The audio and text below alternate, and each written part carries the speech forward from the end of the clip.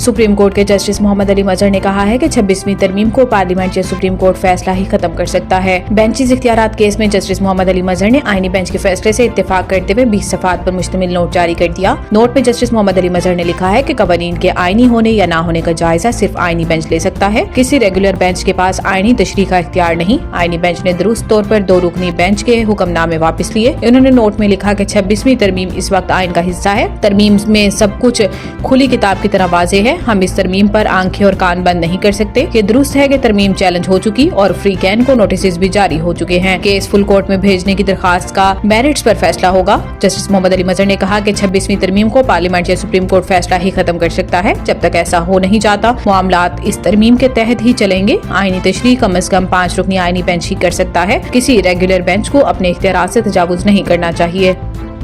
पाकिस्तान में anti corruption के इदारों की मजबूत बनाने और गवर्नेंस में इस्लाहात के लिए आलमी मालियाती फंड IMF का वफ्द पाकिस्तान पहुंच गया। जराये का कहना है कि IMF का वफ्द 14 फरवरी को पाकिस्तान में कयाम करेगा। जराये के मुताबिक एंटी करप्शन और एंटी मनी लॉन्ड्रिंग इकदामात $7 अरब के बेल आउट पैकेज का हिस्सा है। वफ्द नैब अदलिया समेत मुख्तलिफ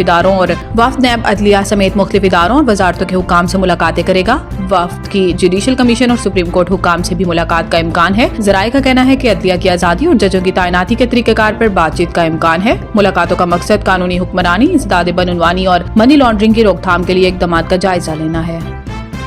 नायब वज़ीर आज़म इसहाक डार से ईरान के वज़ीर ख़ारजा सईद अब्बास इराक़ची ने टेलीफोन राब्ता किया, जिसमें फ्री कैन ने गजा में फ़लस्तीनियों की मुसलसल हालत ज़ार पर तबादला ख्याल किया। तर्जुमान दफ्तर ख़ारजा शफ़क़त अली खान के मुताबिक दोनों वज़रा ने मशरिक़ वस्ता की सूरत हाल पर ख़ुसूसी तवज्जो मरकूज़ भी की। गजा के लोगों को बेघर करने की तजवीज़ पर तबसरा करते हुए नायब वज़ीर आज़म ने इस इंतहाई परेशान कुन गैर मुनसिफाना करार दिया। तर्जुमान के मुताबिक इन्होंने जोर दिया है कि फ़लस्तीनी सरजमीन फ़लस्तीनी अवाम की है। अक़वाम मुत्तहिदा सलामती कौंसिल करारदादों के मुताबिक 2 रियासती हल ही वाहिद काबिल अमल और मुनसिफाना ऑप्शन है। नायब वज़ीर आज़म ने मजीद कहा कि पाकिस्तान 1967 से पहले की सरहदों पर मबनी एक खुद मुख्तार और मुत्तसिल फ़लस्तीनी रियासत के क़याम की हिमायत जारी रखेगा। एक ऐसी फ़लस्तीनी रियासत जिसका दारुल हुकूमत अल-क़ुद्स शरीफ है।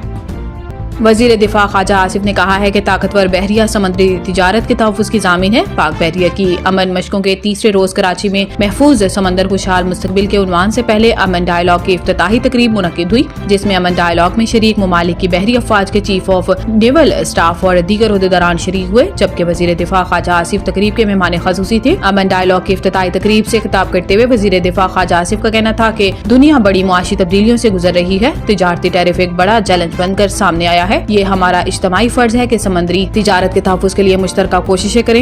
इन्होंने कहा कि आलमी मुआशी निज़ाम मैरी टाइम पर इन्हिसार करता है। बहर हिंद आलमी तेल और गैस के 50% ज़खायर रखता है। बहरी तिजारत का मईशत में बुनियादी किरदार है। बहरी शोबे में दरपेश गैर रिवायती चैलेंजेस से निमटने के लिए इज्तिमाई इक़दामात नागज़ीर हैं।